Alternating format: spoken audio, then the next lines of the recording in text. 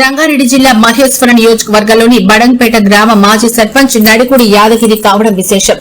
సమస్య ఏదైనా, సవాల్ ఏదైనా గుండె ధైర్యంతో, దేశభక్తి ప్రధాన కాంక్షతో, సంకల్ప శుద్దితో కథన రంగంలో దుమికి విజయం సాధించడం ద్వారా సభ్య సమాజంలో ఒక రోల్ మోడల్ గా నిలవడం ఆసామాషి కాదు. అలాంటి అరుదైన సమకాలీన రాజకీయ నాయకుల్లో ఈ వైమానిక దళ మాజీ పైలట్ ఇంజనీర్ నడికుడి యాదగిరి కావడం విశేషం. వాస్తవానికి కన్న ఊరి కోసం, జన్మభూమి కోసం తన వంతు ఉడతా భక్తిగా ఏదైనా చెయ్యాలి అనే దృఢ సంకల్పంతో రాజకీయాల్లో అడుగుపెట్టిన ఆ మాజీ వైమానిక దళ సాంకేతిక ఇంజనీర్ మొట్టమొదటి ప్రయత్నంలోనే బడంగపేట సర్పంచ్ గా విజయ దుందిపి మోగించారు.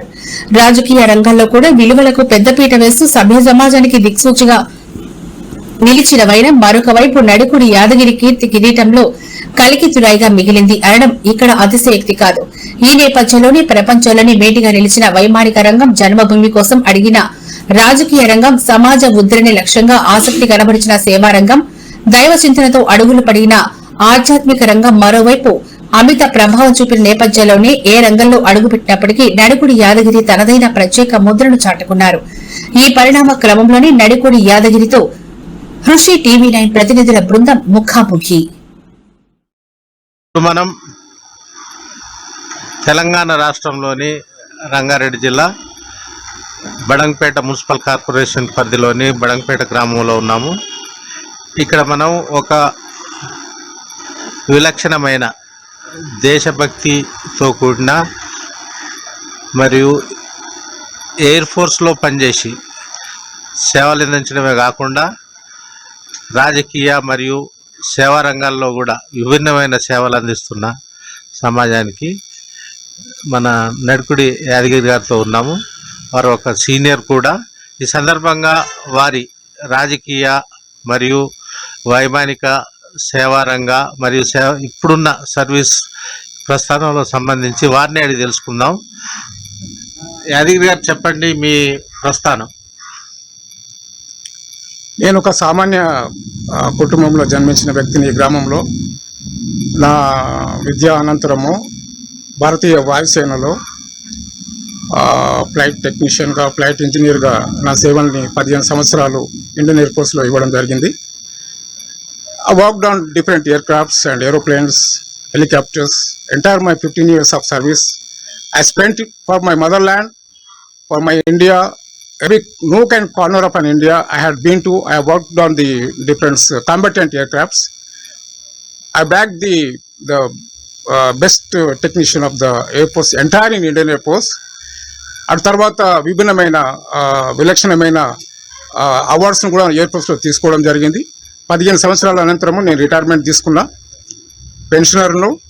తర్వాత కొన్ని రోజుల తర్వాత ఈ గ్రామంలో సర్పంచ్ ఎలక్షన్లు అయినప్పుడు సర్పంచ్కి నిలబడ్డా. ఒక మంచి మెజార్టీతోని నేను సర్పంచ్గా ఎన్నిక కావడం జరిగింది. అంటే మీరు ఒక ప్రపంచంలోనే అత్యంత ప్రతిష్టాత్మకమైన ఎయిర్ ఫోర్స్లో మీరు పనిచేసి ఉన్నారు. ఆ రంగం వేరు, అందులో కూడా టెక్నికల్ ఫీల్డ్లో చేశారు అక్కడ. అలాంటిది మీరు రాజకీయ రంగాన్ని ఎంచుకోవడం కారణం ఏంటి?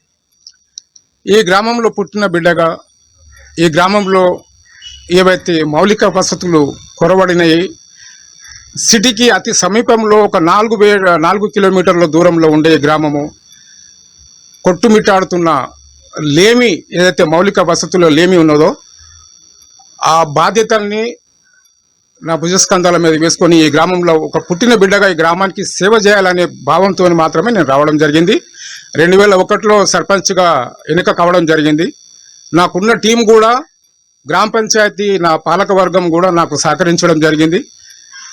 ఇందులో భాగంగా ఒక 5 సంవత్సరాలు ఈ గ్రామానికి మా శక్తి వంచన మేరకు ఏవైతే మౌలిక వసతుల కల్పనలో నేను వచ్చినప్పుడు ఒక టార్ రోడ్ లేదు, ఒక సిమెంట్ రోడ్ లేదు, ఓవర్ హెడ్ ట్యాంక్స్ లేవు, ప్రాపర్ డ్రైనేజ్ సిస్టమ్ లేదు, లో వోల్టేజ్ ప్రాబ్లము, 3 ఫేజ్ కరెంట్ లేదు. ఈ ఉన్న 5 ఏళ్ల పీరియడ్లో నా పాలక వర్గం సహకారంతో నేను బ్రహ్మాండమైన వసతులను కల్పించడం జరిగింది. గ్రామాన్ని ఒక అత్యుత్తమమైన గ్రామ పంచాయతీగా తీర్చిదిద్దడం జరిగింది. ఇక్కడ అంటే ఎయిర్ ఫోర్స్ అనేది ఒక క్రమశిక్షమైన, ఒక వరల్డ్లోనే ఒక పేరెన్నిక కన్న ఆర్గనైజేషన్.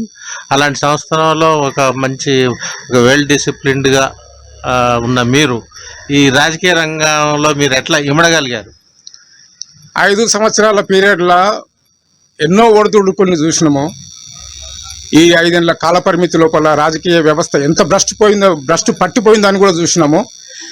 ఈ గంజాయి వనంలో ఒక తులసి మొక్క లేక ఈ గ్రామ పంచాయతీ పనిచేసింది. ఎన్నో ఆటుపోట్లు ఎదుర్కొన్నాము. చెక్ పవర్లు అది ఇది అనుకుంటే ఎంతో చేసినాము.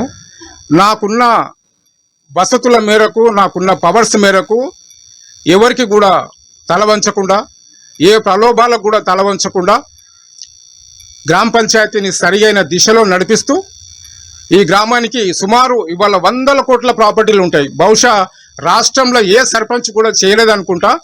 అటువంటి కాలనీలలో ఏవైతే అమ్యూనిటీస్ 10% అమ్యూనిటీస్ కావాలో వాటిని సర్పంచ్, గ్రామ పంచాయత్ బడంపేట్ పేరు పైన అఫీషియల్గా లీగల్గా ఆ 100 కోట్ల ప్రాపర్టీలను నేను రిజిస్ట్రేషన్ చేయడం జరిగింది.